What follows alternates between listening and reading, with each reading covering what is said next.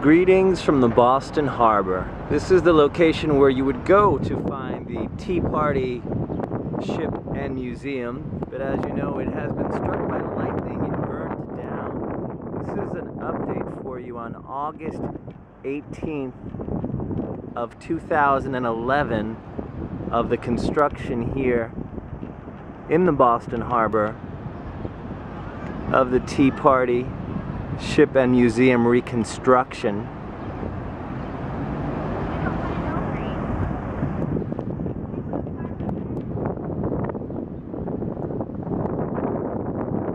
Again, the exact location where the museum and ship once stood was right here, but an unfortunate lightning storm took it out in a fire.